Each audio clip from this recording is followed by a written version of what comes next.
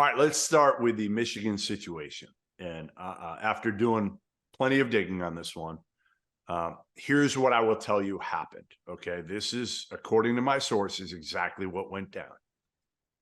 At the end of last week, right before practice started, Jace Howard was in the training room, and he's been out all year. Juwan's son, who hasn't played a whole lot anyways, a role guy, but he's like been the hurt, eighth or ninth man, right, around that. Yeah, hurt all season, and he's frustrated.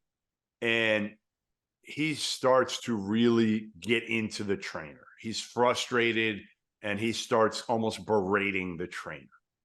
And the strength because coach, he's not healthy, or because he's just not frustrated. Yeah, he's just frustrated. And from what I was told, it didn't matter who it was, whether it was a trainer, whoever was there at that time. He just let his frustrations roll out, and they rolled out on the trainer.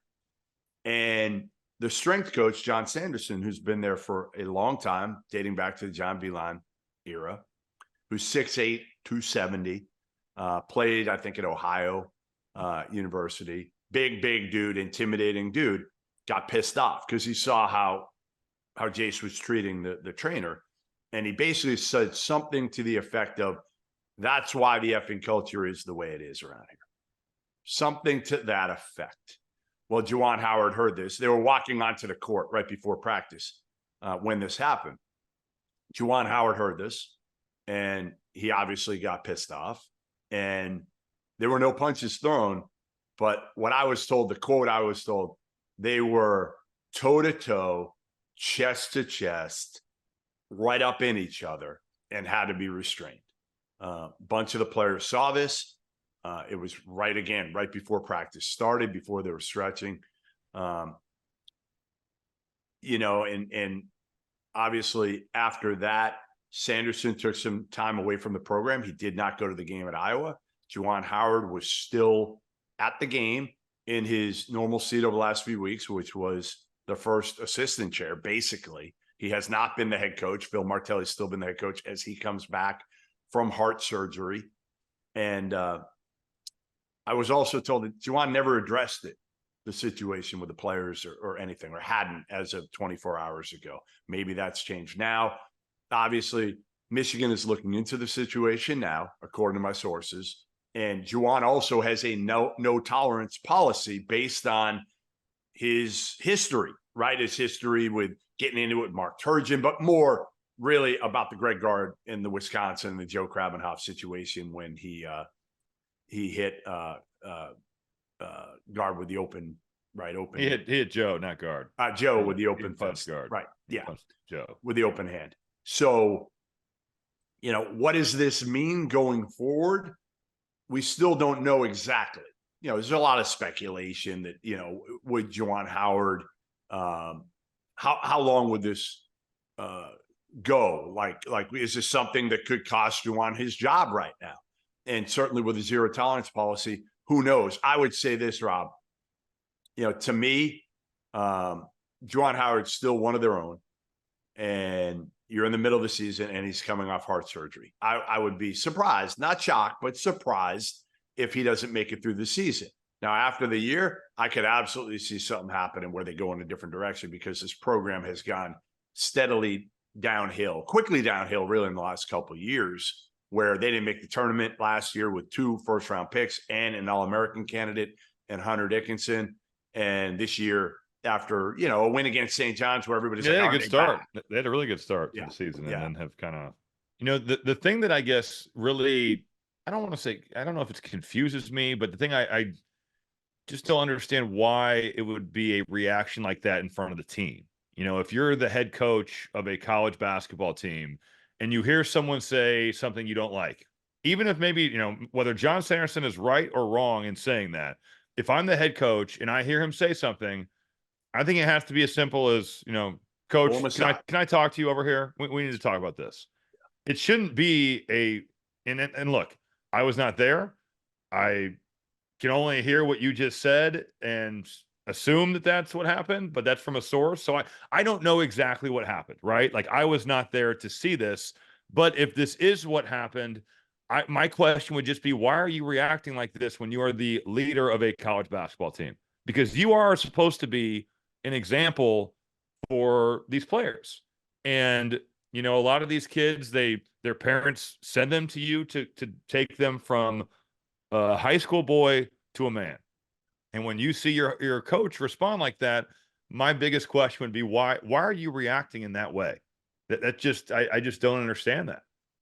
So somebody I talked to within the program literally quoted, the quote is, he's got a track record of anger issues.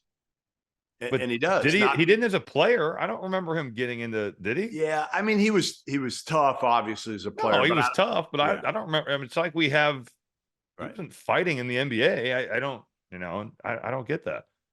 Yeah. I mean, again, I think there's a lot going on there, and there has been.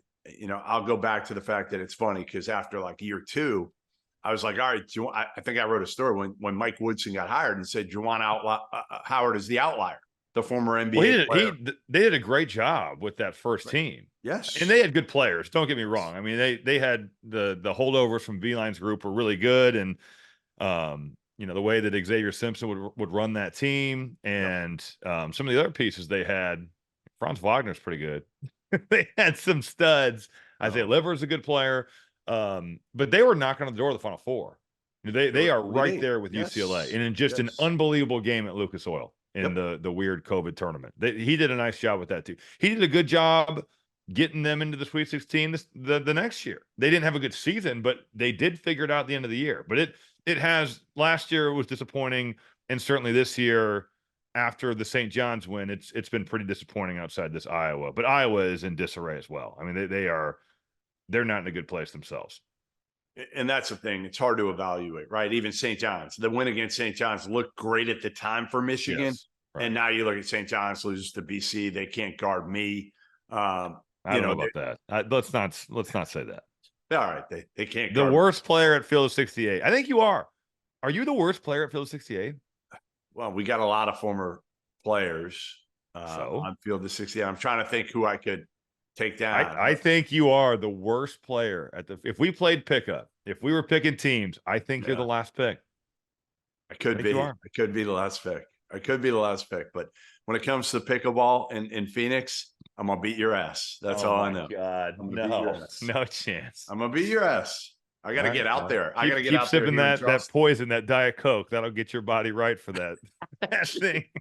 Diet Coke and iced coffee with aspartame will fuel you to the greatness of pickleball, huh? Yeah, no, that won't do it. But yeah, listen, you know, to me again, I just feel like now you look at it and you say, okay, Juwan Howard inherited a hell of a culture at Michigan, and again, he's had his issues, not only him personally, but also with the program and NIL and some of the other things. Well, recruiting has been hard too. I mean, he's gotten multiple players. They just couldn't get into school.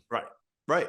And then you've got now Ward Manuel or the administration having to make a difficult decision no matter what's going to happen, because again, you've got like Jalen Rose, who's obviously got a big voice and going to back Juwan, and already has on Twitter saying that he's not resigning anytime soon, that he's going to be back.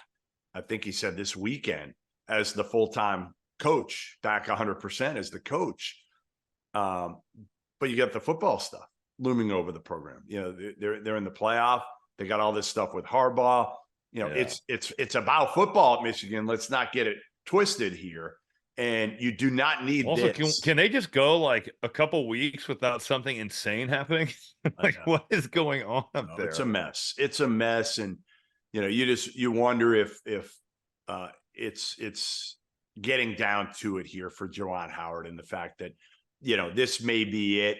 And they go in a different direction at the end of the year if they don't make a move. And again, here's the one thing I'll say. If there was a punch thrown, which again, I was told by 2 sources, there was no punch thrown by Juwan Howard. Okay. But there's video. You and I both know this is video at every practice. So all Michigan's got to do is take a look at whatever the video shows. Now, there may not be audio, but there's going to be video to show who was the aggressor in anything that happened. And what do? Do you suspend him? I mean, does he go to anger management? Like, what are the things that you have to do in order to feel better about, hey, listen, we're comfortable putting Juwan Howard back on the court as our head coach? I don't know. I mean, You have to assume there is video. I mean, if they got out of the tunnel and onto the floor, there would be most likely video of the situation. Unless it wasn't rolling at that point. That could be. Isn't John Sanderson's kid one of the better players in the state of Michigan? And well, yeah. And again, I've been told, according to my sources, Sanderson was not happy with the culture there for a while. And he wasn't alone. He's not alone. Okay. So again, this thing has kind of been treading or trending down a little bit lately in terms of not just on the court, but also off the court. So I don't know how many people are going to stand up and have Juwan Howard's back, especially if he did go after a guy who's fairly beloved in that program and has been a long time. And that is John Sanderson. So